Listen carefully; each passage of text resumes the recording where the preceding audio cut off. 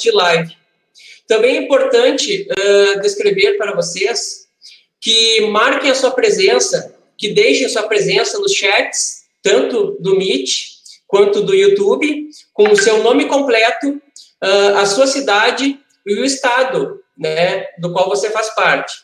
Gostaria de registrar aqui os nossos representantes, colaboradores deste momento que está acontecendo, pessoas que com muito esforço e com muita dedicação, né, criaram essas lives, se empenharam para que esse momento estivesse acontecendo.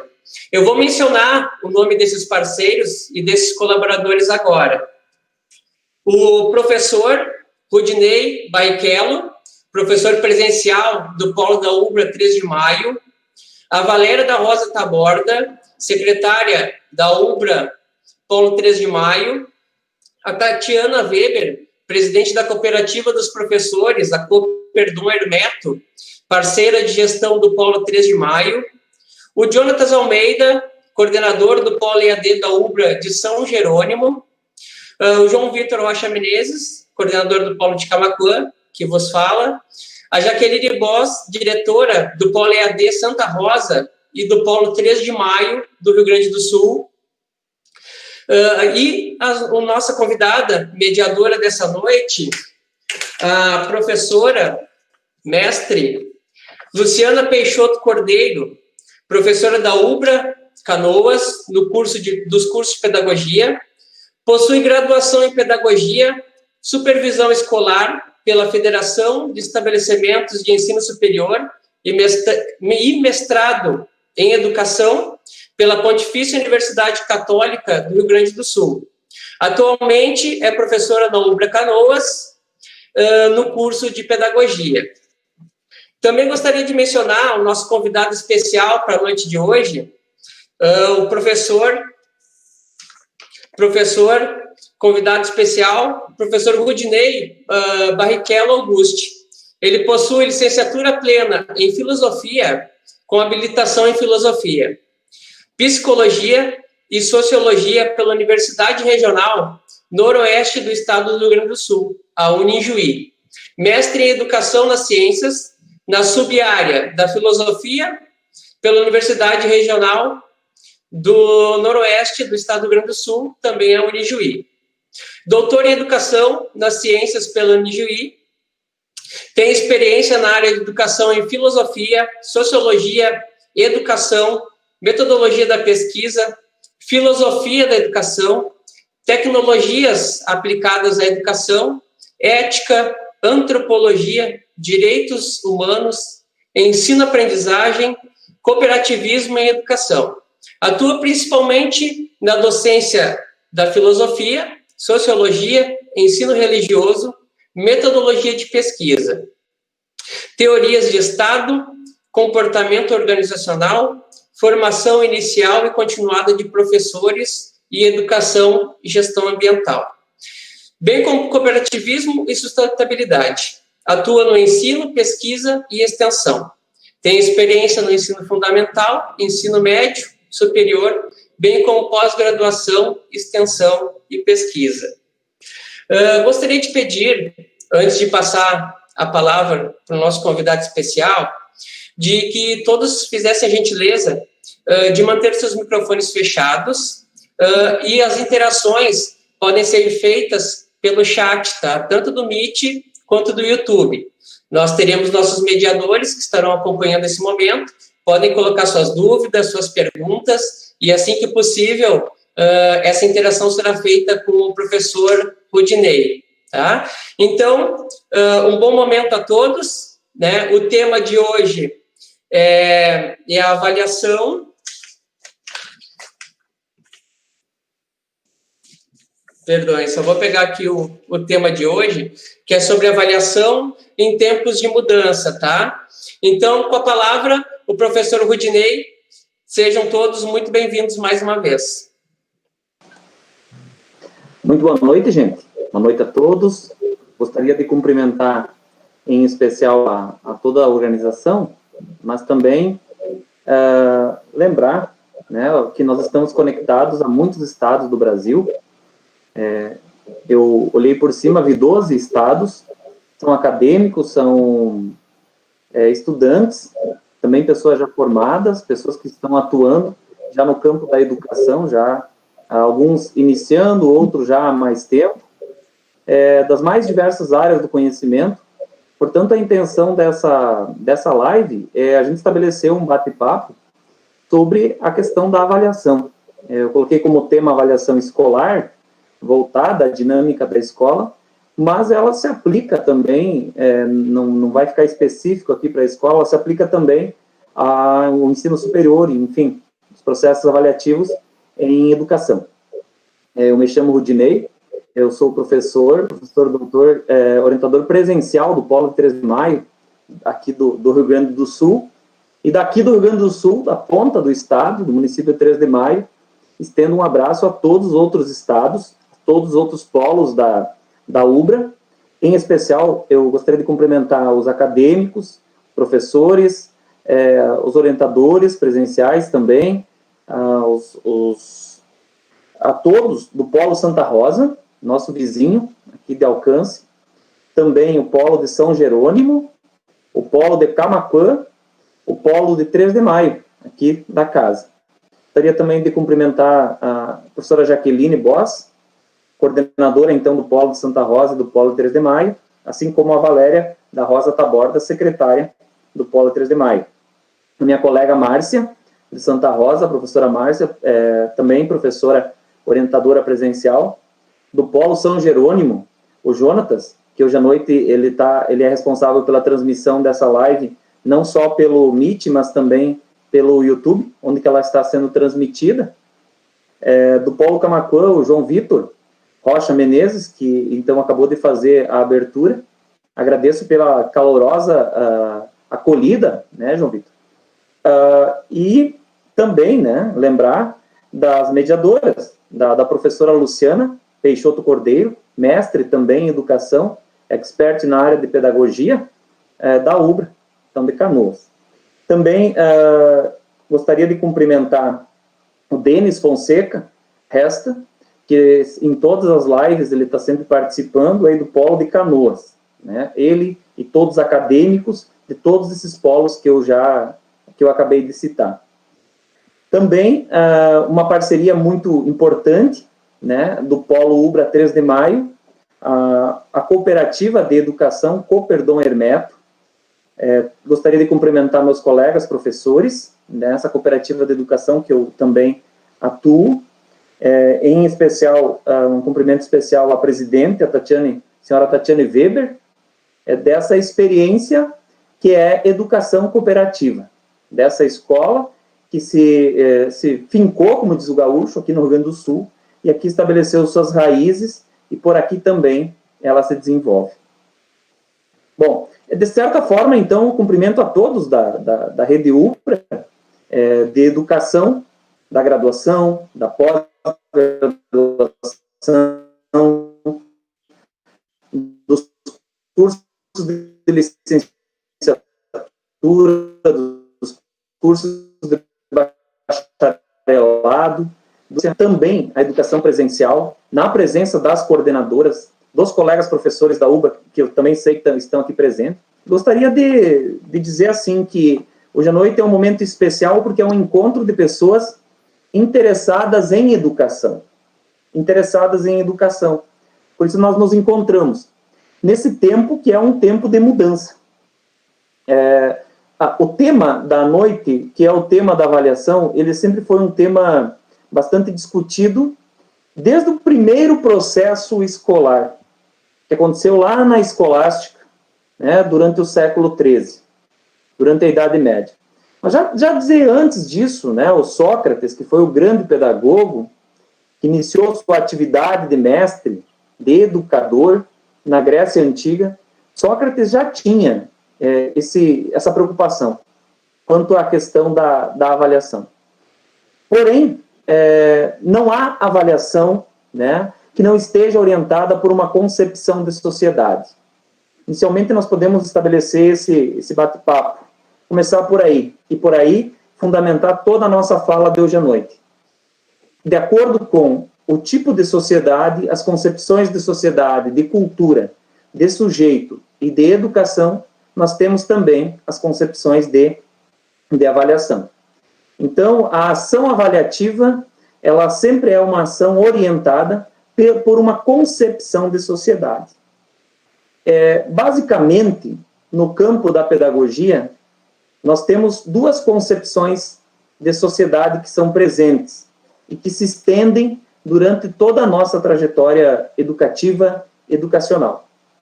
Me recordo, quem sabe, seja também a história de muitos, quando iniciei minha trajetória escolar. Iniciei minha trajetória escolar no município do interior, aqui do estado do Rio Grande do Sul, numa escola em que não tinha luz instalada, não tinha água encanada. Bem, quem sabe é o cotidiano ainda de muitos professores. Sabe, muitas crianças ainda vivem esse cotidiano educativo, esse cotidiano escolar.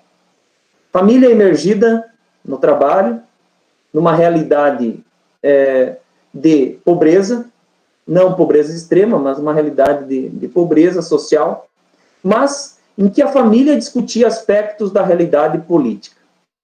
A nossa formação enquanto docentes, professores, e formandos e formados e em busca de qualificação, a nossa trajetória educativa, formativa, ela não inicia a partir do momento que a gente entra numa universidade. A partir dali, eu diria que ela se aprofunda e se especializa.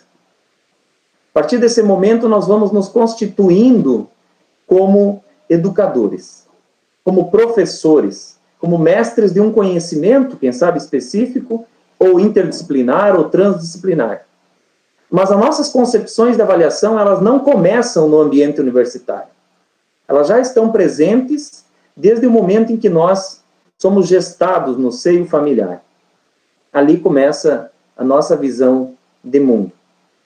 As teorias do inatismo dizem que nós já viemos com os conceitos universais, mas vamos partir do mundo empírico, dessa relação praxeológica da reflexão sobre o mundo concreto em que estamos inseridos.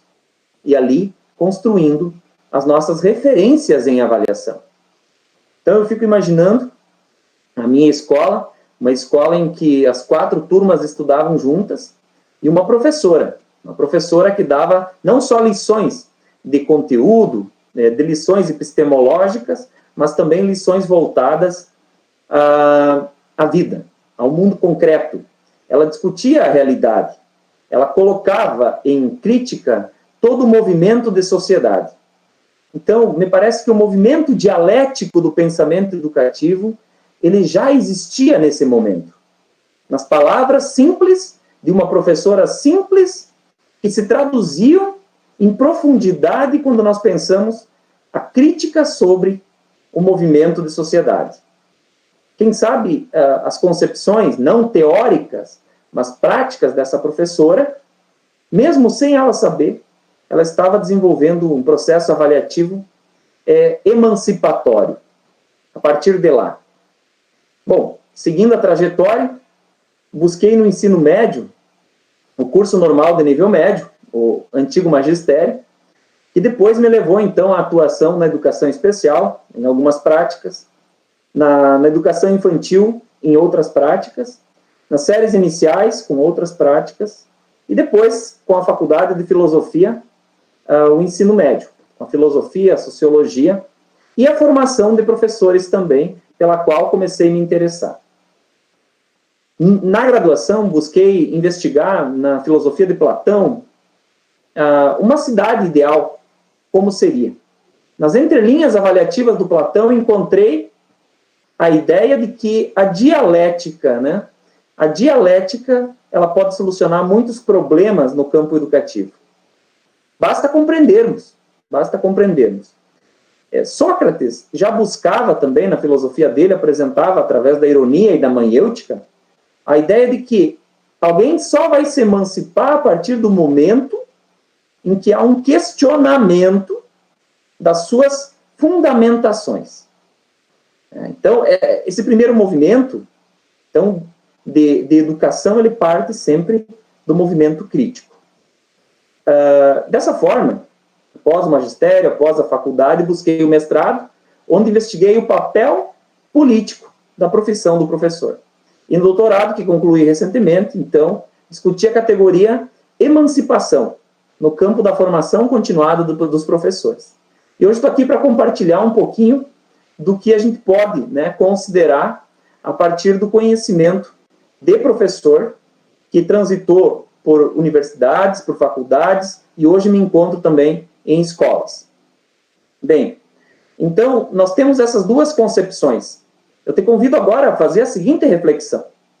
Em qual dessas concepções de educação você acredita? A primeira concepção de educação é uma educação crítica, que é uma concepção que se traduz na transformação da realidade. Quando eu falo realidade, eu estou falando da realidade histórica e concreta dos indivíduos. Não estou falando da transformação somente das ideias ou do pensamento, mas naquele movimento daquele garoto, daquela família que era então vulnerável e através da educação se emancipa diante de um mundo complexo, diante de um mundo em que pairam corrupção, que paira violência, que paira muitas contradições. E é justamente aí que se dá o início do processo avaliativo, na percepção das contradições da realidade. Então, a partir do momento em que o professor, em que o estudante começa a perceber a realidade como um campo minado de contradições, é a partir dali que inicia-se o processo avaliativo emancipatório. Ninguém se emancipa sem problematizar a realidade. Ninguém consegue isso. Portanto, as diferentes realidades, seja ela de periferia, seja ela campesina, seja ela industrial, seja ela agropastoril, enfim, as diferentes realidades, sujeitos só se emancipam dentro delas quando eles conseguem perceber esses elementos contraditórios. Como?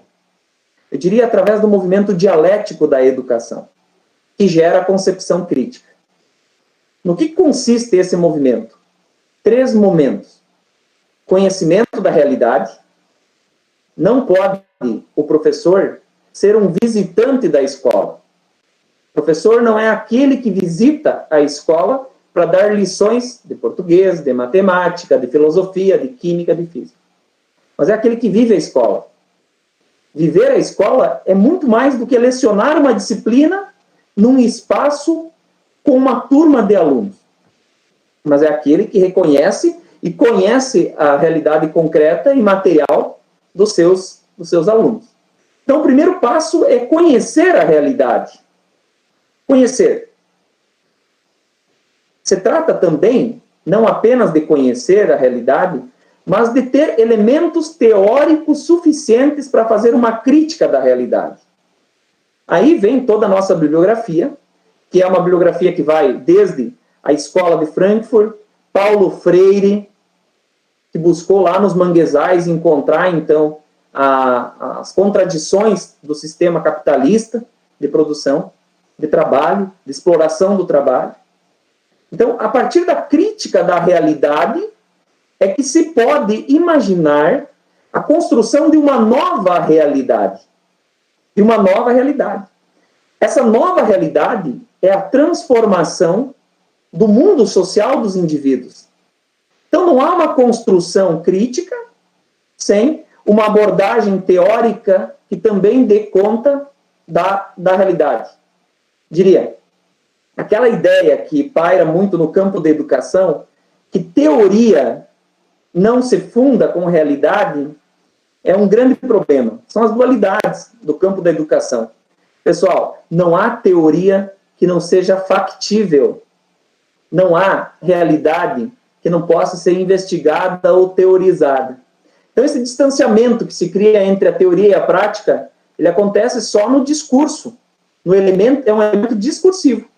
Mas no campo da educação, todas as teorias implicam na crítica a uma prática. Desculpa, na crítica ou na reprodução daquele histórico, daquele concreto.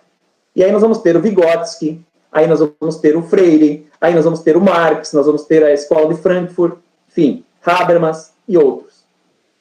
A crítica vai apontar as contradições da realidade. As contradições que são inerentes da própria realidade. E a partir da crítica, então, se propõe uma nova realidade, que passa novamente por uma reflexão.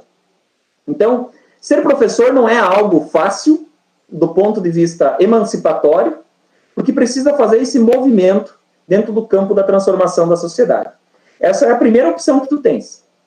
Tens uma segunda opção, que é, então, a concepção de educação liberal de educação. Concepção liberal de educação. O que isso significa? Existem os pressupostos de que a escola, no campo da sociologia, a gente vai encontrar isso. A escola é uma instituição, a escola, a universidade, são instituições que também servem de ferramentas ideológicas de manipulação e controle das populações. Então, essa é a segunda opção. Diria que, através, né, da transmissão do conteúdo, sem a percepção dos elementos contraditórios da realidade, da transmissão como disciplina, e não como educação, vamos ter que diferenciar aqui educação e disciplina. Disciplina se refere ao adestramento do corpo, ao controle, enquanto educação vem do latim educere, que significa tirar de dentro, tirar da condição humana do indivíduo. A educação não é um processo de colocar as coisas para dentro, mas de tirar de dentro. Quando se tira de dentro, começa a se perceber os sentimentos, a cultura, a valorização dos indivíduos. Ou, de certa forma, os problemas que os indivíduos carregam do campo da vida. Então, a concepção liberal aposta na meritocracia, que só tem sucesso aquele sujeito que se esforça, mas que não considera o campo social em que o sujeito está inserido. Então, essa abordagem da escola, da universidade, como aparelho ideológico, lembra de que a escola e a universidade reproduzem a lógica dominante. Entende também a realidade como um movimento de transformação, mas apenas das ideias. Apenas das ideias. É o que nós chamamos, então, de idealismo, né? Quando se acredita que a transformação deva acontecer nas ideias. Essa corrente, a educação liberal, ela acredita que são as ideias que definem a realidade, que transformam a realidade. Enquanto a educação crítica, a concepção crítica da educação, ela acredita que é o mundo concreto que produz a consciência dos indivíduos. Bem, por fim, dá para falar, né, dentro da concepção de educação liberal, que a educação liberal, ela acentua, no âmbito da avaliação, ela acentua a competição e a classificação dos indivíduos. Consequentemente, produz a exclusão social no campo do saber.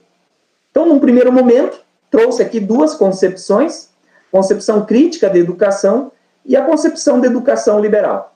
Aí fica a pergunta: em qual dessas duas concepções você acredita que seja possível a realização de um processo avaliativo que seja emancipatório, um processo avaliativo que dê conta de uma realidade em transformação, como é a realidade que nós estamos vivendo hoje?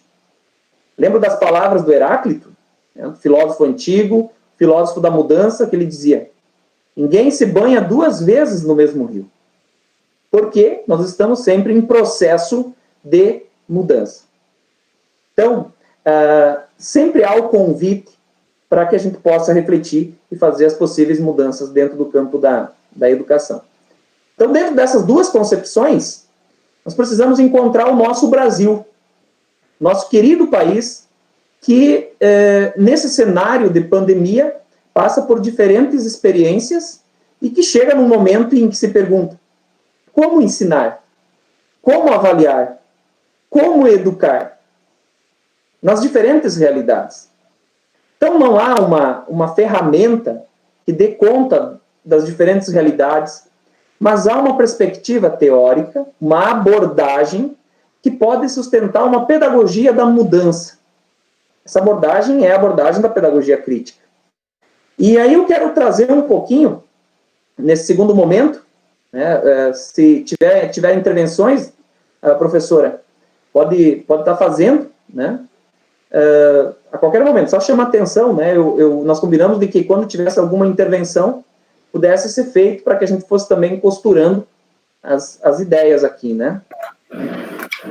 Professor Rodinei, até o momento, em relação, assim, a algum questionamento, ainda não temos, mas nós temos, assim, os alunos expressando, assim, felicidade de estarem lhe ouvindo e, assim, contentes de estarem participando, agradecendo também pelo privilégio de estar aqui e parabenizando também todos os polos que estão proporcionando essas reflexões.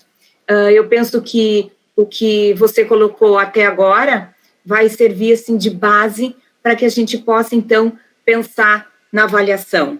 Como você bem trouxe, avaliar não é apenas, ou educar não é apenas chegar na sala de aula, mas é preciso pensar em que concepção de avaliação e de processo de aprendizagem eu tenho. A qual sociedade o meu fazer pedagógico está, então, direcionado. Então, são questões realmente que são importantes o professor estar sempre se questionando, né, se perguntando sobre isso, para que realmente, como bem você falou, possa vir ao encontro, né, da formação dos nossos acadêmicos e também dos protagonistas da aprendizagem, que são os nossos alunos, de uma forma mais emancipatória, né, mais construtiva. A Tatiana traz que é importante, né, conhecer o aluno, viver a realidade da escola. Então, realmente não é como você colocou muito bem, não é só entrar na escola, colocar os pés na escola, entrar na sala de aula, mas saber, né, o porquê está ali e o que tem nessa turma, nessa escola. Muito bem.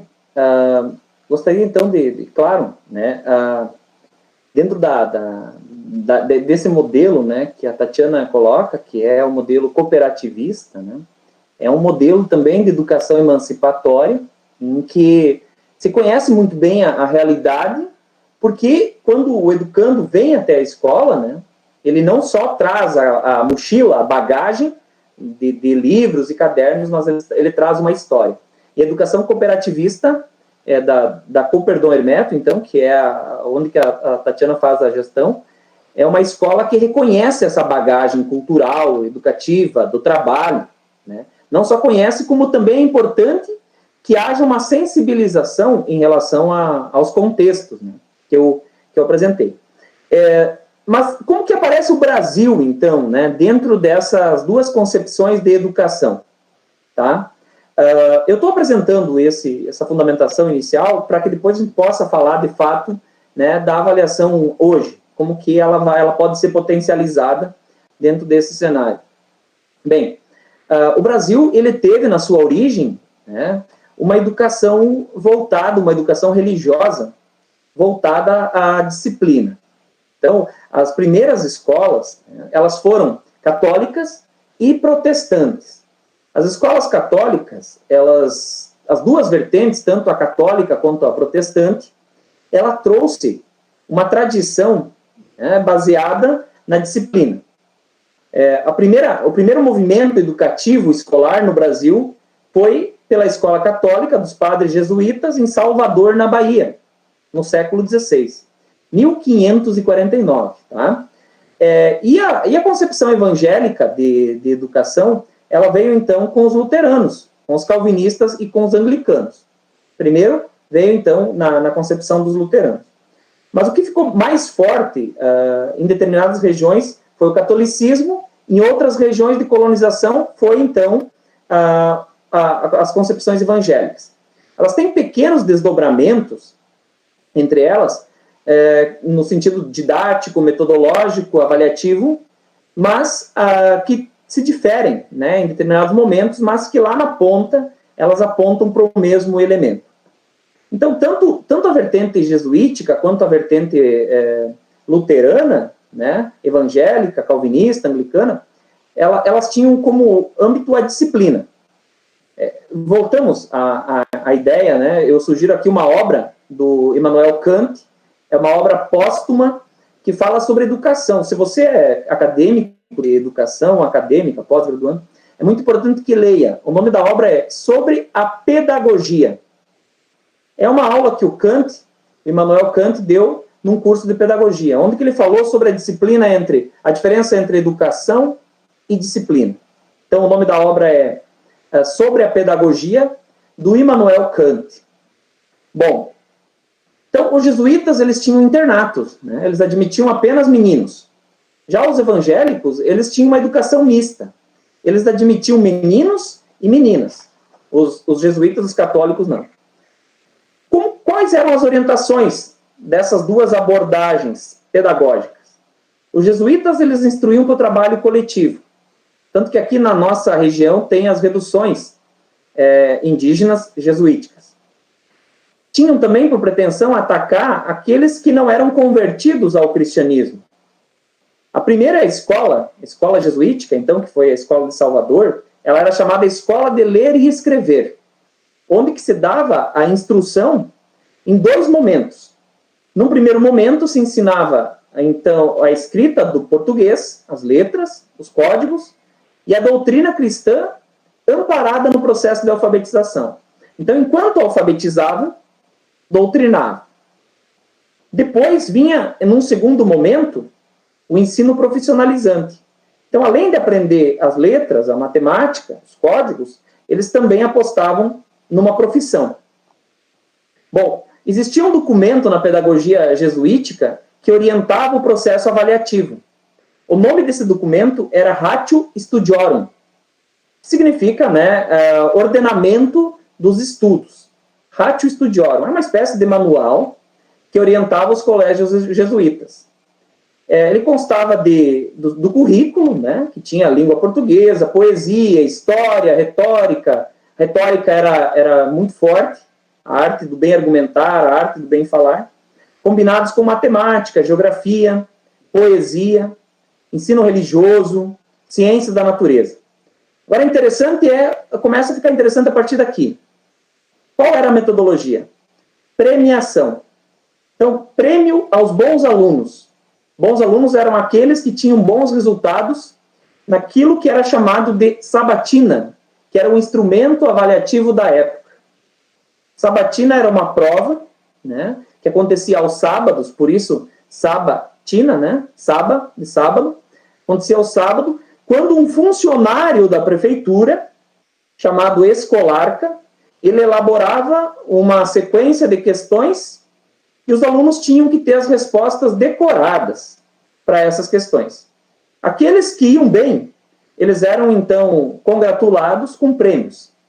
Aqueles que iam mal, que não respondiam de acordo com aquilo que se pedia de forma decorada, eles, então, passavam por castigos corporais. Por castigos corporais dos mais diferentes tipos. Né? E castigos dos mais leves até os piores. Porque se entendia que o aluno que não decorava, a mãe do erro seria a preguiça. Então, a ideia era punir a preguiça, ter uma vida ativa.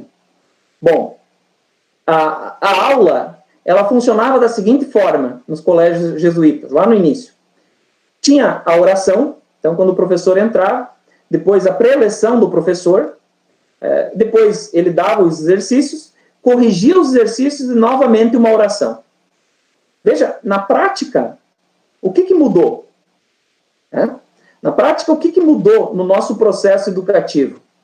Houve mudanças significativas, mas ainda existem algumas escolas que têm essa prática da reprodução do conteúdo, da transmissão do conteúdo, como uma prática cotidiana. Bom, o principal método era o medo, tanto nas escolas jesuíticas quanto nas escolas evangélicas. Por quê? Tinha o seguinte chavão: qual o aluno com medo que não aprende?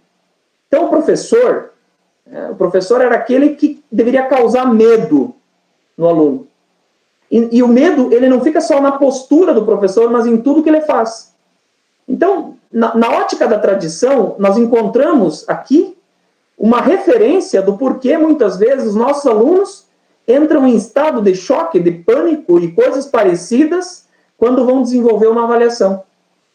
A avaliação causa medo, né? É recente a gente ouvir de alguns professores o seguinte, durante as aulas: anota isso cai na prova. Quer dizer, o restante não. É uma prática tradicional, né, assustadora, que causa medo. Ainda aqueles que dizem assim, a aula tá boa, mas estuda, porque você vai ver no dia da prova.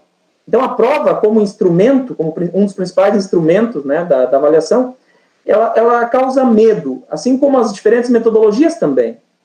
Então, tem uma história, né? A ideia era qual aluno que, tendo medo, não aprende. Vamos questionar? A metodologia da aula, ela não era uma metodologia voltada para o mundo concreto, para o pensamento crítico, para a percepção das contradições do mundo da vida. Mas era para o processo da abstração. Então, o corpo, eu sei que tem o pessoal da educação física aqui, né? O corpo morria. O corpo morria. O corpo, ele devia ter vida para ter alojado a mente dentro dessa concepção. Porque o importante na sala de aula era a cabeça, não o corpo. Né? E a gente sabe, pela metáfora do iceberg, que, às vezes, a vida, ela esconde muitas coisas para baixo da água. Assim é também a nossa vida. A valorização do corpo nesse período, ela não existe. Ela passa a existir no Brasil a partir da implementação da educação física nas escolas, né, que se deu aí com o Estado Novo, tá? Década de 30 para frente. Então, as aulas, elas eram em sistemas de internato. Eles estudavam de manhã, tinham aulas de manhã, de tarde retomavam o que tinham estudado, e à noite retomavam o que tinham estudado à tarde. E de sábado, então, tinha a sabatina. Pessoal, os evangélicos tinham uma metodologia um pouquinho mais, dá para dizer assim, aberta, né? A educação era mista, então eles admitiam meninas. A metodologia era voltada para o campo das experiências e não para a abstração. Então, se fosse estudar sobre o meio ambiente, eles traziam amostras ou senão levavam a turma até esses locais. Já existia, assim, uma abertura ao mundo da vida. Eles chamavam esse objeto de realia, né, que em latim significa realidade. Então, traziam a realidade para dentro. Mas, mesmo assim, a avaliação estava centrada no exame. Olha o nome, exame. Onde que nós fizemos exame? Nas clínicas, nos hospitais. Então, quem faz exame é um termo que aparece dentro da obra que orienta a educação evangélica, que é a Didática Magna do Comênios. Então, a educação evangélica é uma educação comeniana, enquanto lá nos jesuítas, o que pairava era a Ratio Studiorum, né, o documento que orientava todo o processo, inclusive a avaliação, e os evangélicos eram orientados pela obra Didática Magna do Comênios. Bom, então tinha esses dois documentos. A prática das avaliações, né, conforme eu já disse, ela era aplicada aos sábados. Então, o sábado era o dia da sabatina, né, esse instrumento avaliativo, é uma prova. Ela era elaborada pelo escolarca, então, que era o funcionário da prefeitura, que tinha essa função, que fazia uma prova de fora e trazia para dentro da escola. Decorar. Né? Decorar era a saída para ter um bom rendimento, né? Já que se falava em resultados no processo. Caso contrário, os castigos corporais, eles davam conta daqueles alunos que não aprendiam. Né? Bom, isso dentro do campo da história... Professor, posso interromper um pouquinho? Pode ficar à vontade. Só para acrescentar que a Tatiana, em relação a esse tipo de avaliação, ela traz que é uma denotação de cobrança, essa forma que ocorre a avaliação. Nós temos a Cláudia também, que diz que, infelizmente, continuamos ainda com muitas dessas características de avaliação. E a Leilane, ela nos faz lembrar que os alunos, reforça, né, o que já foi também trazido, que os alunos, eles vêm de diferentes realidades, eles têm vidas diferentes, e que isso acrescenta também no saber do professor, para que o professor, então, saiba, né, como trabalhar com essas diferenças também. E a preocupação... eu queria... Pois não, a preocupação, então, Sim. Nesse sentido de avaliação, a Tatiana complementa dizendo que é sempre o final do processo, né, e não, na verdade, no desenvolvimento do processo de aprendizagem. Eu estou trazendo que legal que assim, ó, esses elementos que eu fui apresentando aqui, eles são elementos históricos, né, como se pode ver, mas que deixaram alguns rastros dentro das concepções de educação que, inclusive, orientam os processos avaliativos. Essa é a pretensão desse momento, de a gente refletir esse processo histórico, né, que acabou deixando, como eu disse, rastros e influências no processo não só do ensino, mas também no processo avaliativo. Então, a partir da década de 30, né, foi construído um documento pelos intelectuais da educação brasileira, né, no movimento da Escola Nova, uma carta em que essa carta trazia de que a educação andaria pelo menos 20 anos à frente do desenvolvimento político, das necessidades, né, e do desenvolvimento político, econômico, social do Brasil.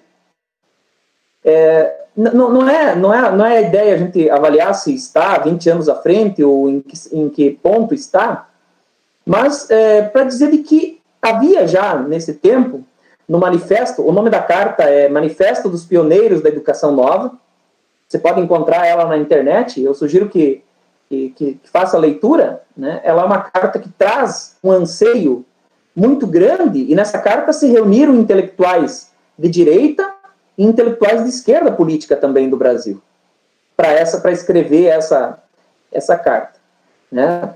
E dentro dessa carta, então, aparece esse anseio por uma educação nova, uma educação que esteja baseada num novo paradigma, que faça uma transição daquele modelo tradicional de escola para um modelo de escola que, de fato, dê conta do paradigma emergente.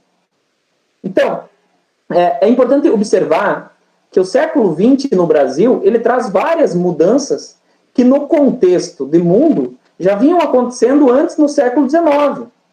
Por exemplo, o iluminismo trouxe consigo a crise da razão.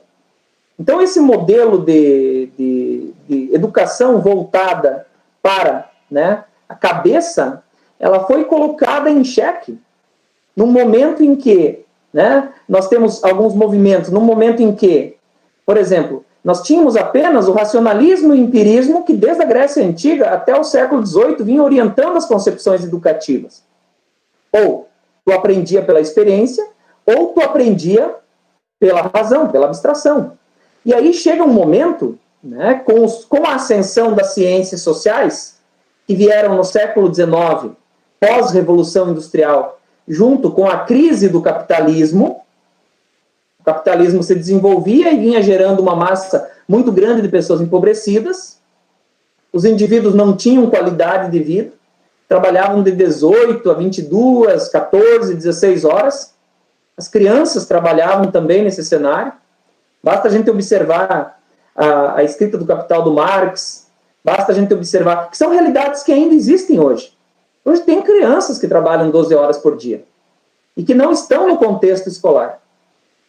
E que, quando estão, a realidade que a escola aborda não é a realidade que ela se encontra. Então, lá no século XVIII, início do século XIX, emergiu uma concepção mais social do paradigma de vida e de sujeito. Surgiu também a psicologia para dar conta dos indivíduos. Então, nós temos uma transição muito forte ali, né, que deixa de ser importante, né, a gente pode falar assim, deixa de ser importante o que avaliar e passa a ser importante como avaliar, né, a partir do século, então, 17, 18, 19. E com a crise dessa ideia da emergência da ciência, do capitalismo, dentro de uma visão mais social do indivíduo, é que surge uma mudança paradigmática extremamente importante. Quando eu digo paradigmática, eu estou dizendo que de um modelo, crise de um modelo que era baseado na razão, na ciência, na técnica e na Revolução Industrial. E aí, a partir do novo paradigma, essas questões, como a ciência, a técnica, a indústria, enfim, elas são colocadas em xeque. Aí a crítica vai, né, para o mundo histórico, para o mundo material. Então surge... Rodinei, sim? desculpa te atrapalhar, mas eu gostaria de fazer uma intervenção aqui nos comentários do YouTube, né, da Maria Silva e Silva. Ela nos diz que, pelo que analisou, por isso que havia uma diferença muito grande da grade curricular de região para região. E ainda comentou, ali quando o senhor estava falando dos jesuítas, né, que professor Ed Carlos, por isso que nossa região norte, a educação tem a forma jesuíta. E também nós tivemos a contribuição da Sandra Padilha, que nos saudou com boa noite e disse que é um privilégio estar ouvindo e acompanhando o professor Rodinei. Muito bem, obrigado, né, a esse privilégio, e eu diria que o momento do privilégio é também meu, de poder estar compartilhando com todos vocês esse pequeno saber, né. Na vida nós somos autores, esse é o pressuposto emancipatório do professor, né. Depois a gente vai falar um pouquinho mais sobre isso, mas podemos nos constituir autores quando reconhecermos a nossa história. E aí também vamos aos poucos nos reconhecendo como transformadores dessa história. É verdade. No Brasil nós temos regiões que o público, o laico, ele foi colocado para dentro da escola confessional. E ali ele ficou, inclusive com práticas confessionais, seja no âmbito da filosofia, no âmbito das ciências humanas, principalmente, né? Da tentativa de impregnar uma espécie de moral dominante, quando não uma epistemologia dominante, ou seja, um tipo de saber verticalizado sobre as massas mais empobrecidas para formar as pessoas mais obedientes, né? Que não vão, de certa forma, transformar o mundo em que elas estão, assim por dizer, inseridas. E a avaliação, muitas vezes, contribui, né, nesse sentido. Ela é utilizada justamente para dar o aval, né, social do fracasso do indivíduo. Então, daqueles indivíduos, obviamente, que desde o início não foram pensados no âmbito da inclusão, no âmbito da emancipação, aqueles indivíduos que interessam principalmente àquela camada social que os enxerga como mão de obra disponível, como mão de obra barata, como sujeito que está ali, né, a serviço. Então, desde cedo, o Freire traz isso muito presente, né, desde cedo, o processo de alfabetização ele não é emancipatório. Ali, a partir dali, da infância da criança, já vai se configurando, né, uma abordagem de não emancipatória. Lê as palavras, mas não lê o mundo. Sabe ler o código, aprende a ler o ABC, mas não consegue ler o preço do feijão, não consegue ler o contexto do arroz, não consegue ler o contexto do salário, do trabalho. E os conflitos que são imanentes nessa condição. Então, ser professor, né, até aqui, ser professor é um processo, eu diria, de transformação, mas não só para fora, né? É para dentro também. Ser professor é transformar-se junto com a transformação do outro e do mundo. Nessa vertente. Então, com a tendência histórica, a reprodução do pensamento, vamos dizer lá das escolas confessionais, essa ideia da realidade começou a ficar de lado. E aí se pergunta, né, que identidade esse sujeito então tinha. Bom, eu vou evoluindo porque eu quero também chegar na avaliação. E quero provocar vocês, né, que estão aí do outro lado, com essas com essas outras questões, né? Com essas outras questões da avaliação também. Então, esse paradigma desse pensamento mais doutrinário, paradigma preocupado somente com os métodos, ele começou a entrar em crise. Detalhe, pessoal, o problema da avaliação não é resolvido por uma questão instrumental, mas por uma questão dialética. Então, a avaliação não vai ser boa, ou vai dar conta, ou sinônimo que você queira usar, através da ferramenta que ela for utilizada, mas sim da concepção educativa em que ela está inserida. Então, a prova não é um problema, o questionário não é um problema, vamos dizer assim, uma experiência, uma apresentação de trabalho, um teatro, avaliar com um teatro não é um problema. O problema não é a ferramenta que você usa para avaliar, mas qual concepção que está presente nessa ferramenta. Então, a concepção, ela não começa na avaliação, ela começa na sociedade.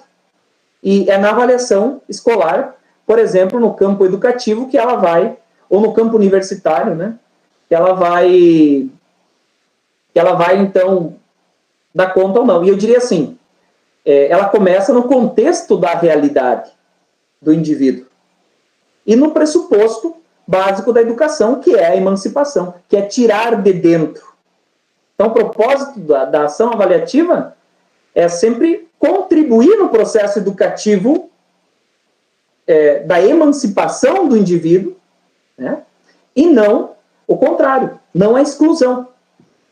Então, esse modelo, né, de educação começa, esse modelo de indivíduo, de sujeito, ele começa a perder força quando você começa a reconhecer que o indivíduo ele é mais socialmente construído do que um sujeito que está no mundo instrumentalizado, racionalizado, né, e operante na questão do trabalho. Vejam. Então, isso começa a gerar uma crise. Uma crise do quê? A morte do sujeito moderno, que tem essas características, e o nascimento de um novo sujeito, o sujeito pós-moderno. Sujeito pós-moderno que carrega consigo, né, vários sinônimos que a todo dia a gente utiliza na educação, seja, né, a diversidade, a valorização da diferença. Então, começa a nascer o sujeito pós-moderno. E aí eu quero te lançar um questionamento. Como tu entende a pós-modernidade? Tu entende a pós-modernidade como uma modernidade refletida, ou seja, uma continuidade refletida? Então, se avalia aquilo que é bom e se continua, aquilo que não é bom fica para trás? Ou tu entende que a pós-modernidade ela seja um movimento de ruptura com a realidade? Esse movimento, né, de continuidade e o movimento de ruptura são dois movimentos que acontecem quando se fala da identidade cultural do indivíduo. Quando se reconhece que o indivíduo não é só produzido pela escola, mas que o indivíduo lá na escola, lá na universidade, ele é fundamentado, de forma contextual. E eu queria lembrar o Boaventura Souza Santos, quando ele diz assim: o contexto da universidade que não se abre às práticas de extensão é a porta da falência. No livro A Universidade no Século XXI. Então, a extensão universitária, o Boaventura escreve isso no livro, a extensão universitária é o campo que mais, nos próximos anos, é o campo que vai crescer, no campo acadêmico. Por quê? Porque é na extensão universitária que o acadêmico tem o privilégio, né, seja ele da educação ou não, ou dos bacharelados, ele tem o privilégio de confrontar o elemento teórico com o mundo, como o mundo é. Produzindo a reflexão, produzindo a praxis educativa. Então, não é à toa que o Conselho Nacional de Educação colocou, né, para os próximos anos essa meta para as universidades. Pensar a extensão como um espaço privilegiado de formação acadêmica. Então, não é só a prática do ensino, não é só a prática da pesquisa, mas esse tripé, quando se conjuga um diálogo entre eles, ensino, pesquisa e extensão, o eixo, a perna da extensão ela tem uma prospecção avantajada em relação aos outros, né? Aos outros eixos, o ensino e a pesquisa. Por quê? Porque é nela que se dá os processos formativos também. É nela que se verifica a veracidade das pesquisas. É nela que se conflita aquilo que os professores ensinam em sala de aula. Então, as escolas também têm essas práticas de projetos, que são práticas emancipatórias. E esse sujeito que surge, sujeito pós-moderno, ele surge a partir dessas concepções. Então, eu diria assim, primeira concepção de transição, eu vou citar 5 aqui, né? Vou citar 5 concepções. A primeira concepção é a tradição do pensamento marxista, né? E aí eu trago uma obra, a Identidade Cultural na Pós-Modernidade, do Stuart Hall, um jamaicano, lá das terras do Bob Marley, e a tradução do Thomas Tadeu da Silva, em que essa é uma obra que discute a identidade cultural do sujeito, dentro desse processo de transição de um pensamento fechado para um pensamento aberto. Então, dentro da tradição do pensamento marxista, nós vamos encontrar o quê? Que os homens só constroem história a partir das condições materiais que lhes são dadas. Vamos pensar isso no âmbito da pós-modernidade. O quanto é importante para o professor, para a escola, para a gestão escolar, perceber o âmbito material do indivíduo. Material do indivíduo. Quando se ensina ciências, por exemplo, quando se ensina português, de que língua nós estamos falando? Da língua que liberta ou da língua que oprime? Quando se ensina um gênero textual, do que nós estamos falando? Quando nós pedimos uma literatura, quando nós falamos sobre o professor nos processos de formação continuada, professor, tu escreve sobre aquilo que tu ensina? Tu é autor do teu conhecimento? Ou você busca a metodologia do papagaio, que repete o que os outros construíram? Né? Veja, o professor precisa escrever.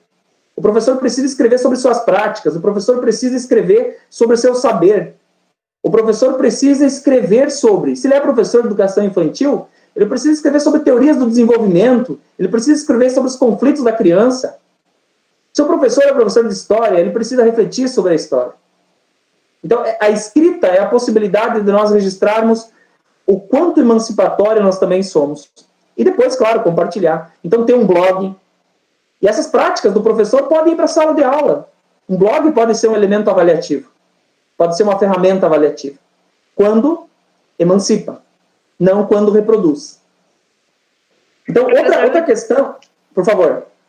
Falando em avaliação, a gente tem algumas contribuições bastante interessantes no YouTube, né?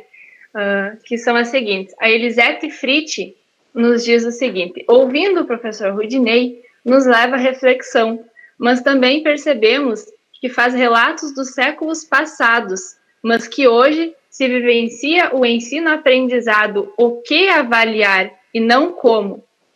A avaliação não é resolvida por um instrumento, mas pela concepção educativa em que está inserida. Aí também a Maria Eduarda Fritz comenta que, lamentavelmente, aprendemos e ensinamos em um modelo educacional produtivo e sem desafios. Somos induzidos à repetição, nada diferente da realidade industrial. Os alunos correm contra a alienação para serem vistos, ou de forma braçal, produzindo mecanicamente ou intelectual, oferecendo tecnologia e técnica.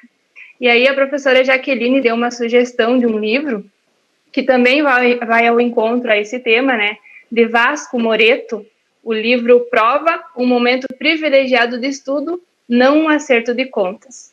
Uma sugestão bem bacana para quem tiver interesse. Muito bem. As contribuições, elas vão agregando, né, o sentido daquilo que a gente está fazendo. E aí tem uma questão especial, ó, o sentido, né? Quando, desculpa, eu não acabei não pegando o nome, mas teve uma participação que falou mais do que o como avaliar, é importante o que avaliar, né? Quando a gente fala do que avaliar, a gente está falando do quê? Qual é o sentido da avaliação? O sentido da avaliação não está em como avaliar, mas naquilo que se é avaliado, né? E aí eu gostaria de trazer um elemento, o segundo elemento da transição, da crise daquele modelo para o nosso modelo de hoje, que é o quê? A descoberta do inconsciente pelo Freud. Né? Qual o impacto que isso teve dentro da educação? A compreensão de que o sujeito não é só razão e experiência, mas o sujeito é desejo, o sujeito é sexualidade, o sujeito não funciona de acordo com a tradição do racionalismo, do empirismo lá do século XVII. O sujeito não é só cabeça, o sujeito é corpo, o sujeito é sentimento. E tudo isso está muito presente dentro da concepção de educação que o sujeito tem e que deve ser considerado no processo avaliativo. Então, o Freud ele critica a identidade fixa, que é sustentada pelo inatismo do racionalismo, e diz que as nossas relações, a nossa identidade, ela é formada sempre em relação com os outros, né? Aí vem a importância de conhecer o contexto social, familiar do indivíduo e as relações em que o indivíduo se insere. Bom, a ideia sempre é que os nossos processos, né, sejam eles psicológicos ou psíquicos, eles são construídos por uma abordagem sociológica da nossa interação com o mundo e com o outro. Por isso a escola não pode ser vista como uma prisão. A escola tem que ser vista como um lugar de liberdade, onde os pássaros aprendem a voar.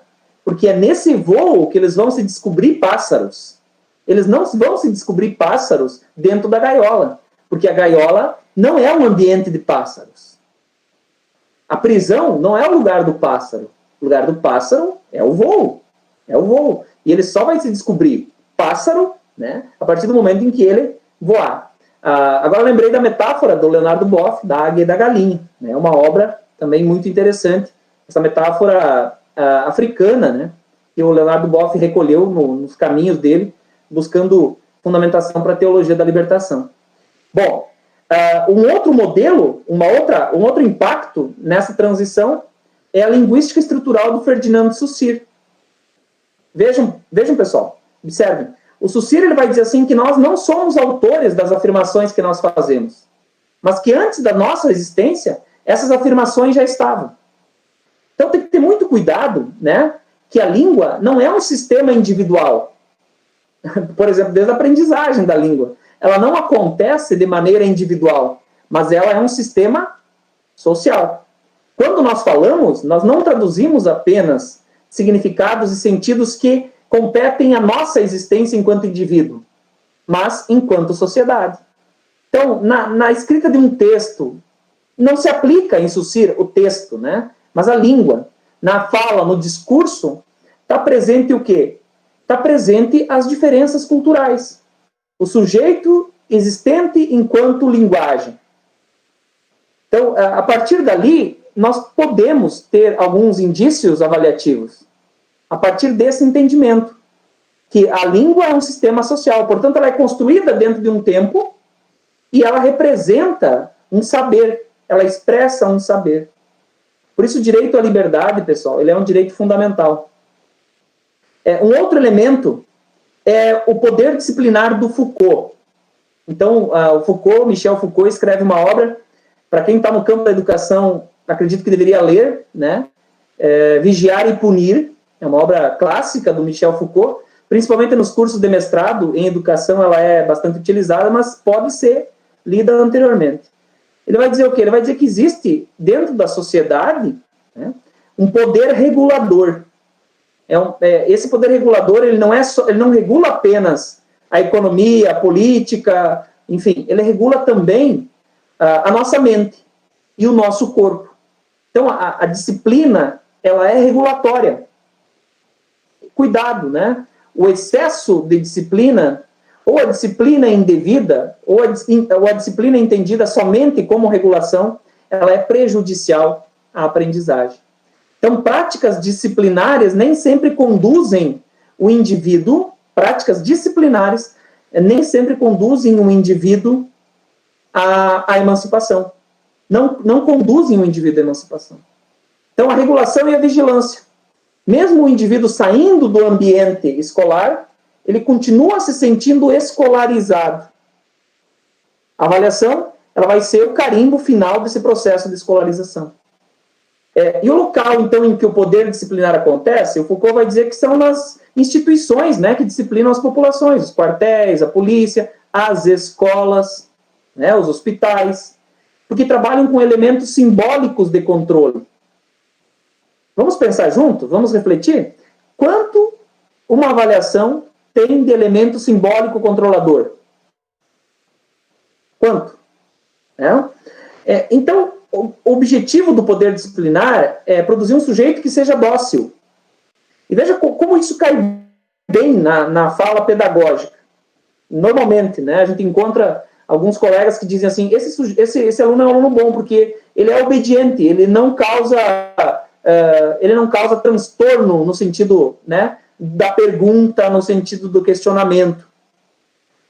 Aquele aluno que é obediente, que faz a atividade proposta para o professor, né, muitas vezes essa atividade ela não considera competência, não considera habilidade, não considera... Então, o objetivo é produzir um sujeito que seja obediente, porque ele vai ser obediente da escola para o mercado de trabalho. E essa transição, que ele seja consumista, né, que ele valorize muito mais o mundo material do que as próprias pessoas, que ele valorize o capitalismo mais do que a economia solidária. Tudo isso vai aparecendo. E um último movimento, depois a gente pode fazer um bloco de discussão aqui, né? E um último movimento é o movimento do feminismo. O movimento do feminismo que trouxe, assim, grandes impactos para a sociedade, né? É um movimento recente, é um movimento que teve sua expressão já a partir da década de 60, junto com os movimentos estudantis, na luta pelos direitos civis, o movimento junto com... Ele abraçava, né, o ideal abraçava e abraça o ideal da revolução. E esse movimento do feminismo, ele questiona a política liberal. Ao mesmo tempo também que ele questiona as políticas que favorecem a opressão. Porque ele traz de baixo a questão da mulher. Um novo mundo a ser descoberto. Não só uma questão de direitos, né? Mas ele traz uma política de identidade. Então, tem mais um elemento aí muito presente dentro da escola, dentro do processo de avaliação. Ele contesta a organização familiar, contesta também a sexualidade, contesta o trabalho. Ele contesta como nós somos criados, como nós somos educados. Ele contesta.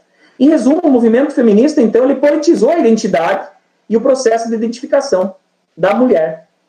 Bom, aí, então, fica, né, o fim dessa história dizendo o seguinte: como que é, então, a identidade do sujeito pós-moderno? A nossa identidade, a identidade das nossas crianças, a identidade cultural dos nossos jovens. Nós podemos falar que é uma identidade provisória. O Bauman iria dizer, não é sólida, ela é líquida. Poderíamos dizer que é uma identidade costurada. Ela é construída pelos elementos culturais da globalização em conflito com a cultura local, produzindo uma localização, não globalização, uma localização. Então, nós temos sujeitos, assim, ela é diversa. Juntando tudo isso, nós temos uma identidade híbrida, que é o novo conceito, né, da identidade nacional que se soma às identidades locais. Então, eu tenho o prazer aqui de estar compartilhando conhecimento com alguém lá do Piauí, eu vi antes aqui, né, no grupo. Que legal! Isso é uma identidade híbrida, é a formação de um conhecimento de uma identidade híbrida, que forma um novo sujeito. Bom, não sei, professor, o pessoal da mediação tem alguma questão? Porque senão a gente vai seguindo mais um pouco. Eu tenho, sim, temos aqui algumas questões. A Tatiana, ela enfatiza que, infelizmente, a maioria das instituições utiliza ainda a forma de uma avaliação de uma abordagem bem limitada. E no polo de Camaquã, o João Vitor, ele faz aqui vários questionamentos, eu vou trazendo, se você for trazer isso mais tarde, então já coloque aí no seu pensamento. Então, ele diz que ele é um professor de uma escola do interior, do município de Camaquã, e onde existe a falta de tecnologia. Né? tempos de hoje, falar em tecnologia é essencial, né, e ter acesso a ela. E aí ele pergunta, como você vê o processo avaliativo nesse sentido? E o que pode ser feito para driblar a falta dessas tecnologias? E como é que podemos nos apropriar do conhecimento prévio dos alunos como auxiliar no processo de avaliação da aprendizagem? Eu tenho depois mais um questionamento, que é uma pergunta que diz assim, avaliar por competências? Tá bem. Eu acho que vamos nessa questão da escola, eu vou tentar responder ela brevemente, prof, daí depois tu continua, pode ser, com os teus questionamentos também. Eu queria dizer assim, a tecnologia, né, ela não é um único recurso de ensino-aprendizagem, né? Parece que se criou uma espécie de lobby em torno da tecnologia, parece que se criou uma espécie, eu diria assim, de fetiche em torno da tecnologia, pensando que a única forma de avaliar as pessoas, ou de ensinar hoje, seja por meio desse aparato, né, que seja a tecnologia. Então, é possível reconhecer a questão emancipatória num contexto onde não existe a presença da tecnologia? Né? Diria que sim, né? Diria que sim. Em que sentido? No reconhecimento do plano histórico e cultural dos indivíduos. Né? Aí vem elementos como, por exemplo, o reconhecimento da cultura local. A tecnologia, ela sempre precisa ser inserida nos ambientes como ferramenta, e não como epistemologia. Uma criança, quando ela usa uma tecnologia, vamos falar da internet, do computador, que nesse momento está sendo essencial, né, para o acesso não garante a educação. Ele garante o acesso à informação.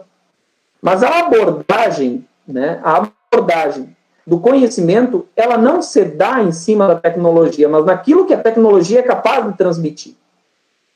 Vamos pensar, por exemplo, no acesso a uma biblioteca virtual. De nada vale acessar uma biblioteca virtual se você não lê nenhuma obra lá. Assim como de nada vale você acessar uma biblioteca física e não ler nenhum livro. De nada vale você ir no museu virtual e não investigar o que está presente lá.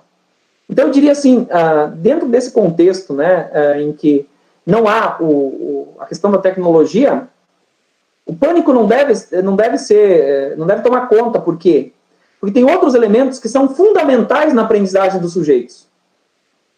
A informação, quando não bem refletida, quando não bem pensada, ela acaba prejudicando o sujeito. A informação ela é um dado, digamos assim, por hora, né? Enquanto o conhecimento é algo que, mesmo que o tempo passe, tu não vai esquecer. Então, as práticas, por exemplo, nesse tempo que a gente está falando aí de pandemia, né, de isolamento social, eu tenho orientado alguns grupos aqui a dizer o seguinte, que a prática, por exemplo, de investigação, ela pode acontecer dentro de casa. No locus da casa, da horta, do pátio, do quarto, nas condições materiais da casa, dá para fazer um estudo sociológico, um estudo antropológico, dá para estudar biologia dentro de casa, dá para estudar investigando, dá para estudar ciências, dá para investigar, dá para aprender, fazer projetos criativos dentro de casa, usando alimento, dá para fazer um processo histórico, né, resgatando a história do lugar a partir do aspecto colaborativo dos pais. Então, o uso da tecnologia, ele é importante no contexto que a gente vive, sim, porque ele garante o acesso, mas ele não garante a aprendizagem. Prof, tens a outra questão? Tenho sim. A outra questão é a seguinte, como é que podemos nos apropriar do conhecimento prévio dos alunos, como auxiliar no processo de avaliação da aprendizagem? Eu acho que aí entra uma questão que é fundamental, né, que inclusive já foi abordada lá no início, que é o método de ensino não pode ser visto como método de transmissão.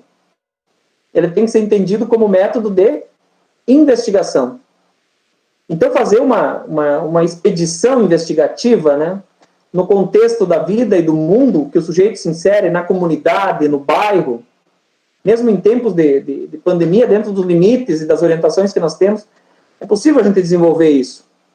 Então, a abordagem do reconhecimento da bagagem cultural do indivíduo, ela passa pela questão do reconhecimento material, do reconhecimento das emoções, da sexualidade, da subjetividade, passa também pelo uso da língua, conforme a gente falou antes, do SUSIR, passa também, né, pela abordagem emancipatória da mulher e por outros movimentos que eu acabei não falando.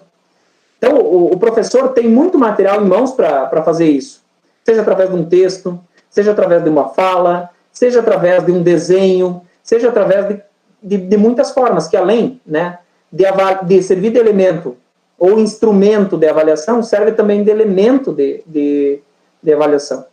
Tá?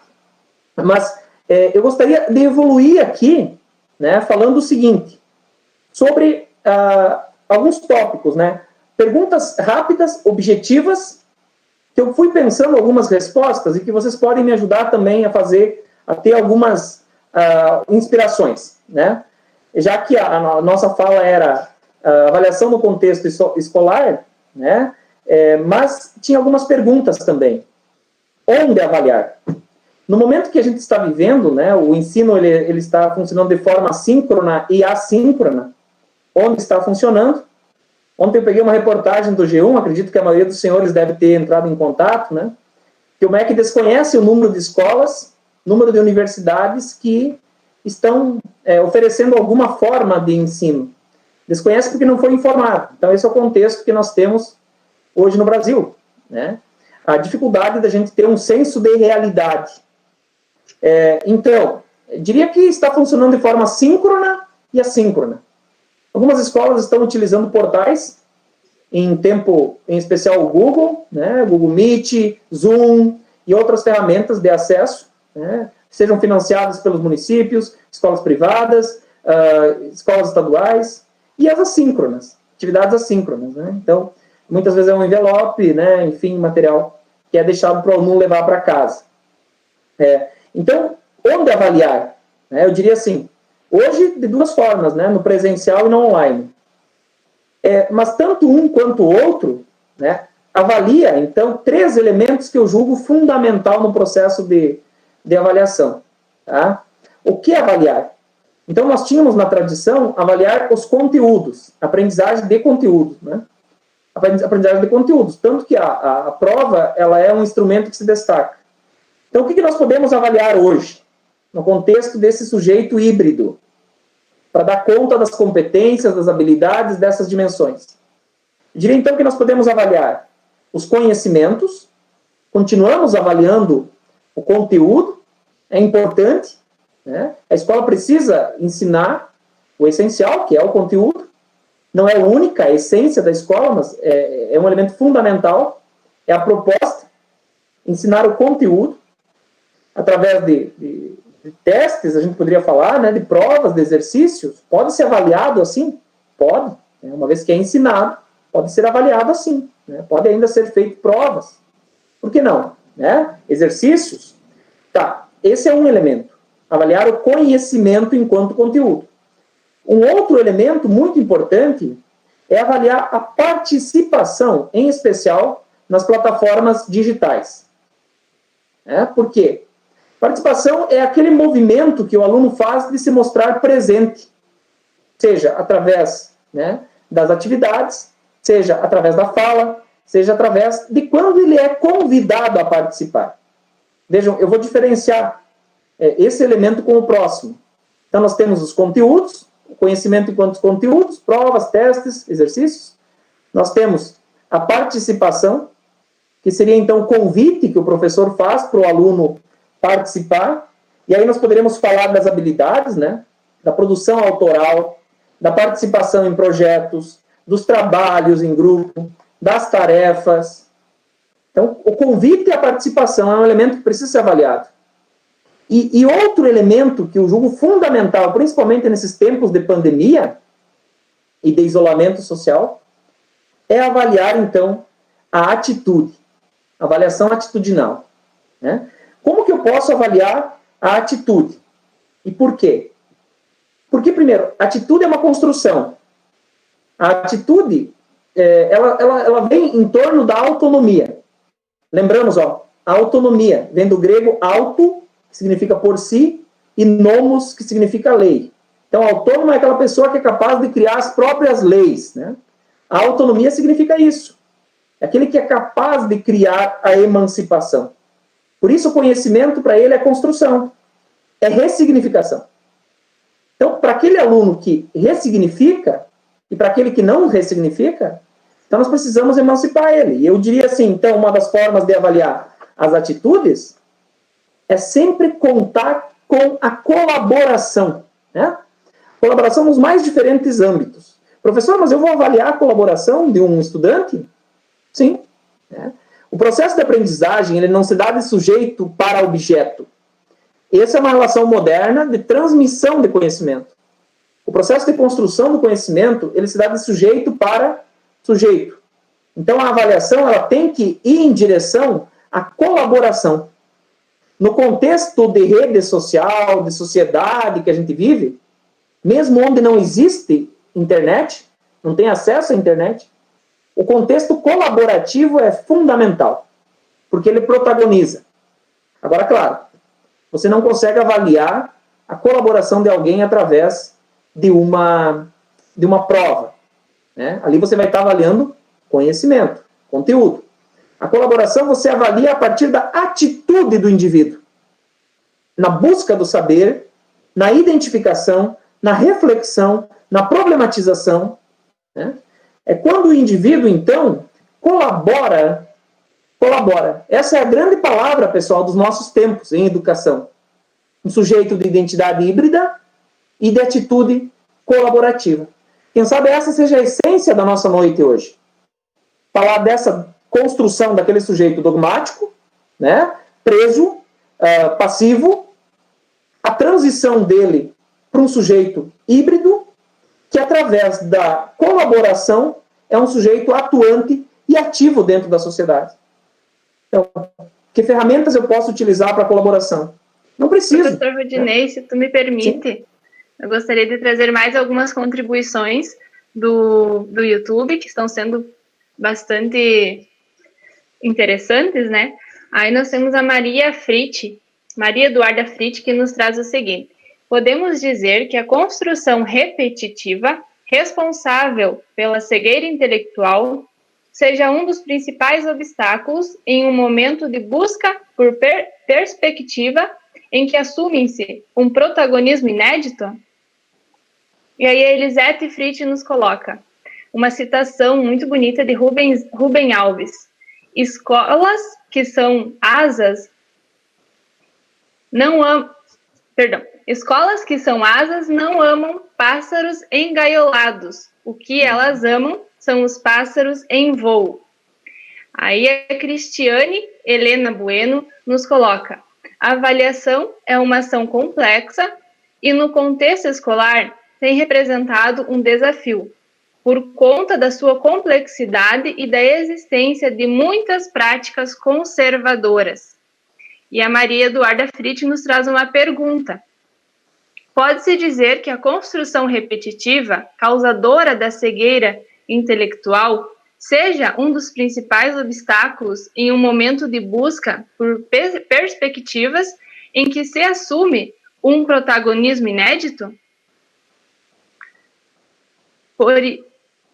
Por isso, imagino que os projetos são uma boa forma de avaliação, porque tem alunos que não produzem bem, mas que saem muito bem em apresentações. Aí a Jaqueline Boss, né, a nossa diretora, colocou: eis um grande desafio. Como, quando avaliar? Aí também nós tivemos a contribuição do Getúlio Lopes, dizendo: agradeço a oportunidade de poder participar dessa importante live. Parabéns, professor Rudinei. E aí a Maria Eduarda ainda coloca: avaliar as competências, sim, porque nem todos os alunos têm todas as competências. Embora muito se pondere sobre a minha geração Z, acredito que essa seja uma das maiores, se não a maior, ao falar de poder de mudança. Muito bem, eu queria dizer o seguinte: cuidado, nós não podemos, primeiro, assim, elogiar todas as participações, porque todas elas estão vindo ao processo, né? Assim como a gente está apresentando aqui as ideias e problematizando também. Mas nós não podemos cair numa vertente inatista, né?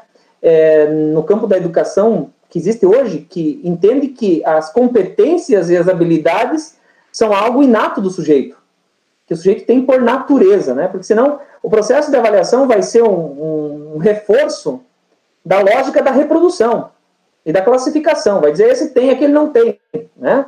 Mas essa diferenciação das competências, ela é uma construção, né, que o indivíduo faz durante a sua vida. É um processo, está no processo formativo, né? A competência e a habilidade, ela está no processo formativo do indivíduo. E não é inato a condição do indivíduo. Ela não está antes mesmo da existência do indivíduo. Então, essa visão inatista eu sei que existe, né? Então, eu queria também colocar um ponto de interrogação nisso, né? A visão inatista de que, bom, no momento que eu avalio o indivíduo por uma competência inata, eu vou estar reafirmando ele dentro da sociedade. Não podemos entender isso. Nós temos que trabalhar, eu acredito, com as competências e habilidades, né? Avaliá-las também, a partir delas, né? A partir delas. Nós temos que avaliar pensando no protagonismo do indivíduo, né? E aí eu vi isso em todas as falas. Foi trazida aí, né? Esse protagonismo do indivíduo, ele vem não da condição classificatória da avaliação, mas da condição emancipatória da avaliação, que se dá, né? Eu diria assim, em primeiro lugar, compreender o conhecimento como uma obra aberta. O conhecimento não tem que ser algo a ser escondido, tem que ser compartilhado. E hoje nós temos os diferentes meios de compartilhamento do conhecimento. A escola não é o único lugar onde se trabalha o conhecimento. Isso nós precisamos considerar. Então, o conhecimento é sempre uma construção sem fim. Outra questão, a aprendizagem não se dá no silêncio, mas ela se dá na colaboração. Então, a aprendizagem é um elemento colaborativo. Então, eu diria, o primeiro, conhecimento como obra aberta. Segundo, aprendizagem colaborativa, interação social, socialização, compartilhar o que se sabe, negociar as diferenças, tensionar. A conversação e a interatividade, né? Quando eu falo conversação aqui, eu estou falando das conversas síncronas e assíncronas também. Conversas formais e informais. A atividade autoral, já que se colabora em rede, o sujeito precisa, né, construir a autoria. A autoria. Ele precisa ser autor da sua história e não ator da representação da história criada por outros. Ele precisa ser protagonista, repito, ele precisa ser autor da sua história e não ator da história em que os outros criaram. Então, a investigação, né, da realidade familiar, da realidade comunitária, torna o sujeito autor. Os conteúdos online, muito importantes, nós temos uma riqueza, buscar esse lugar. A mediação docente, sempre para a colaboração compartilhada. E aí a gente precisa, não é o tema dessa live, mas acredito que a gente precisa discutir a aula. Como trabalhar uma aula. Por exemplo, fora da noção de que o professor prepara a aula e executa a aula. A aula precisa ser um espaço, uma experiência de mediação compartilhada, colaborativa. A aula precisa ser uma experiência de mediação compartilhada e colaborativa. E aí vem, então, né, o quanto avaliar. Eu poderia responder de uma forma direta. Avaliar sempre em que a medida em que a experiência educativa vai se desenvolvendo. Então, avaliar sempre a medida em que a experiência, porque aprender é uma experiência, que a experiência educativa vai se desenvolvendo. Seja durante os trabalhos, na passagem de um estágio de aprendizagem para outro, seja como continuidade, seja como ruptura. Então, ela sempre pode ser recriada. Mas vejam, isso é muito importante.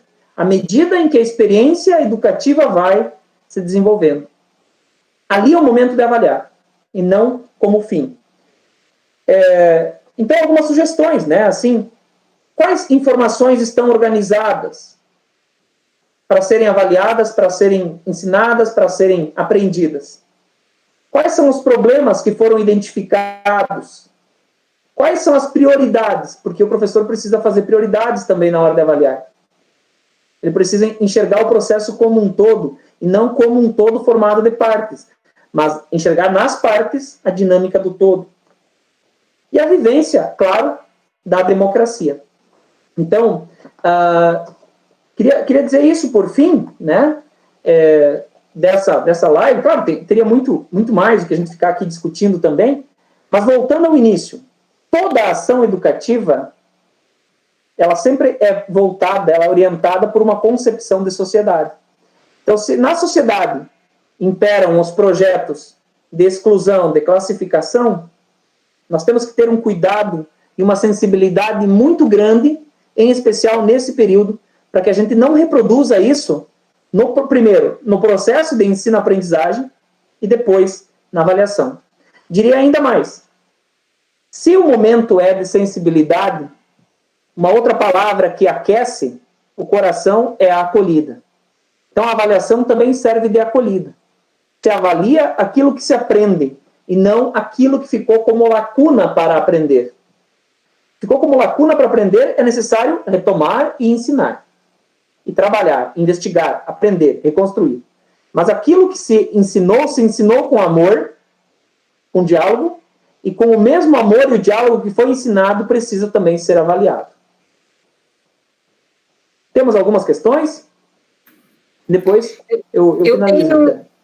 Professor, eu tenho aqui uma crítica que a Cláudia faz, e ela traz que nesse momento em que os docentes estão aprendendo a como ensinar e como avaliar, o que ensinar e o que avaliar, né, nesse momento de ensino remoto, e o que ela percebe, e que existem, vou colocar as palavras dela, é que existem chefias que estão alinhando e definindo que o importante é a devolutiva de materiais, sem levar em consideração se houve ou não a construção do conhecimento. Então, se percebe o quão é importante o alinhamento também, né, da escola, do gestor, com os professores, com a própria comunidade, né, com os pais, com os próprios alunos, para que esse processo seja realmente de aprendizagem, né, e não de devolução de algo que foi solicitado. Então, ela traz essa crítica, e bem no momento em que os professores estão reavaliando os seus métodos e que os alunos estão se reconstruindo. Penso que é de excelência, né? Fazer uma crítica dessa nesse momento é de fundamental importância. Principalmente porque nós estamos agindo com urgência na incerteza, né? Então, os professores estão se ressignificando. Veja, agir com urgência na incerteza significa que nós estamos fazendo mudanças que há muito tempo eram uma ansiedade, né? Principalmente no uso das tecnologias, da inserção das aulas online, enfim, alguns desafios que a gente tinha. O processo avaliativo está mudando também, mas eu diria assim que, de fato, né, você percebe muito, estratégias, sejam elas políticas ou não, econômicas, sociais, que acabam não traduzindo essa sensibilidade com a condição humana do aluno, né, e do próprio professor também, muitas vezes, né. Então, a condição humana do professor e do aluno, os limites da humanidade e as potencialidades, elas precisam também serem consideradas nesse momento, tá? Parabéns pela crítica. Acho que é por aí também que a gente vai pensando e se estruturando, né? Ok? Ok, professor Rodinei, sim. Tenho mais algumas contribuições aqui do YouTube, da Tatiane. Ela nos coloca sobre a questão da tecnologia. A tecnologia é uma ferramenta de auxílio para melhorar o processo de ensino-aprendizagem, mas não a única maneira de obter conhecimento.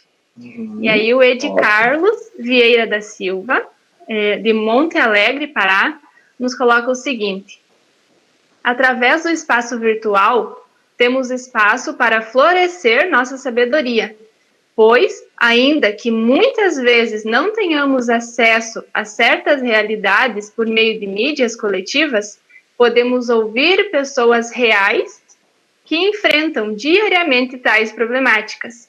Acredito que, assim, possamos promover mais e mais mudanças por debaixo dos holofotes, aqueles que nunca foram notados pela sociedade. Basta saber realizar um movimento dialético entre virtual e realidade.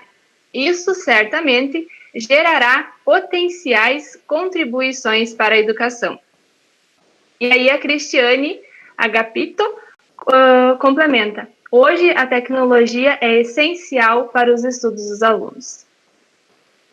Uhum. Muito bem, eu queria trazer uma frase do Charles Chaplin, né? Um grande gênio, Charles Chaplin, naquele discurso que ele faz no final do filme O Grande Ditador. Ele diz assim, né? O nosso tempo é um tempo que nós pensamos muito e sentimos bem pouco, né? Então, o processo avaliativo, nesse momento, eu diria que ele é um processo dialético, sim, tecnologia, realidade. Apontei, assim, vários elementos, várias concepções educativas que podem entrar nesse movimento dialético, né? Mas eu também queria dizer, assim, de que é importante essa sensibilidade do professor, dos gestores,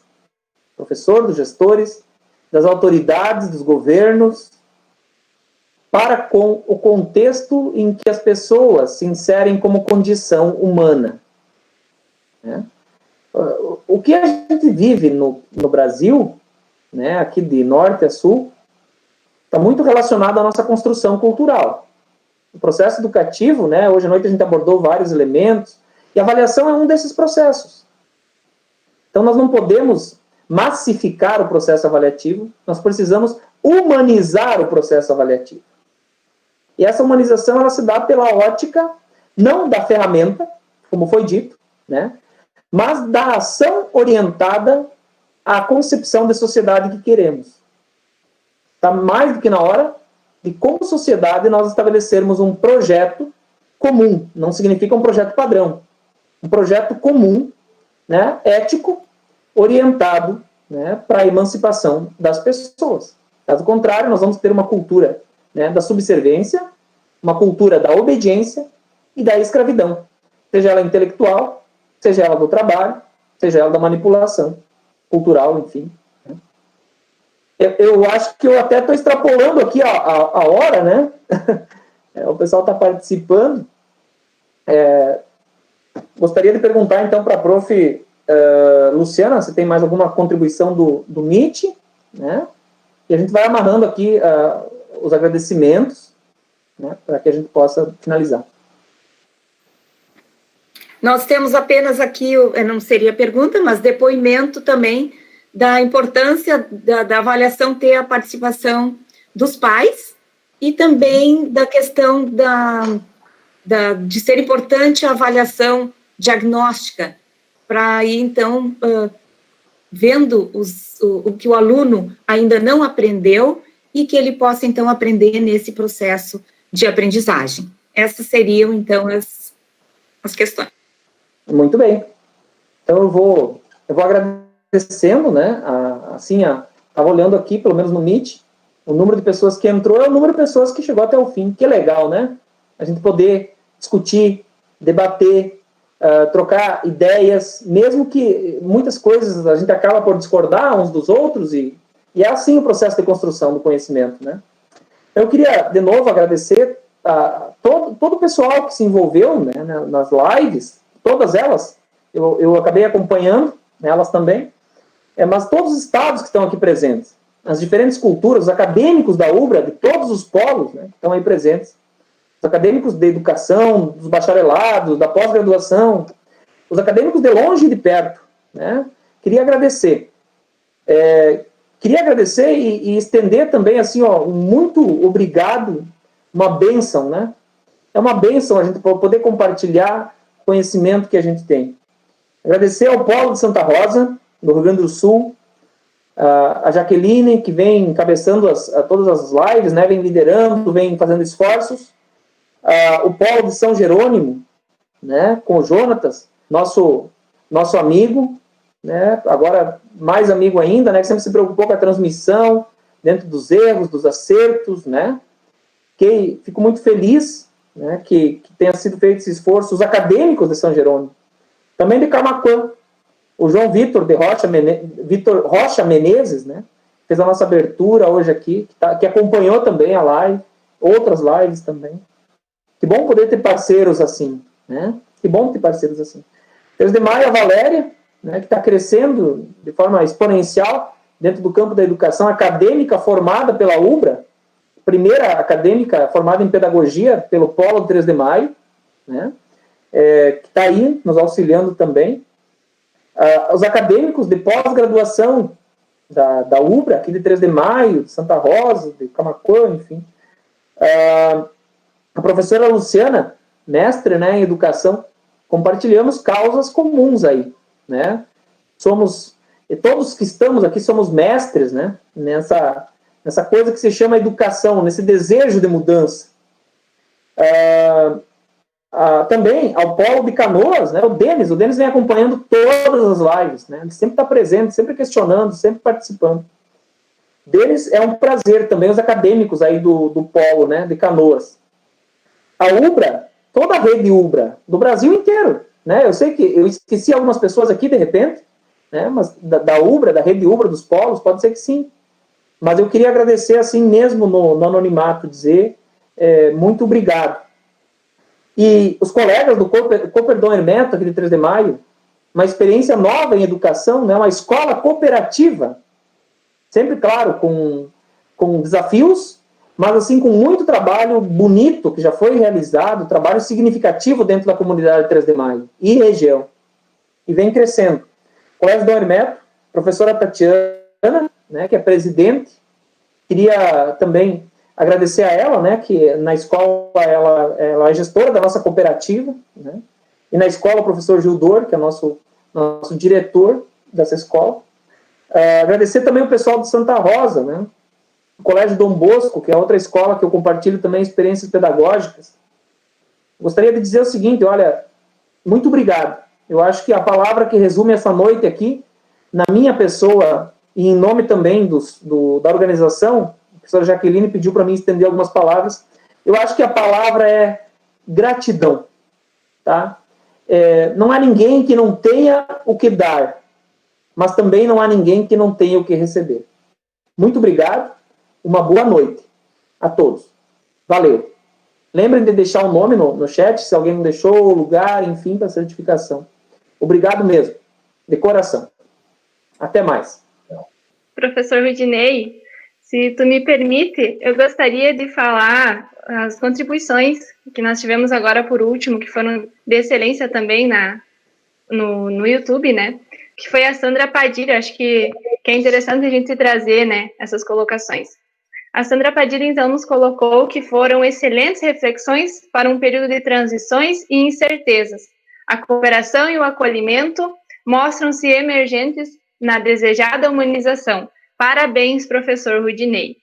A Letícia colocou ótima live, parabéns. A Rose colocou adorei, boa. A Ivete colocou parabéns, foi muito bom. E a Jaqueline Boss colocou excelentes colocações, obrigada a todos por esse momento de aprendizagem. E a Ed Salete Klein colocou obrigado, excelente live. Parabéns, professor Rudinei e demais organizadores. Isso aí. Muito bem. Boa noite. Boa noite.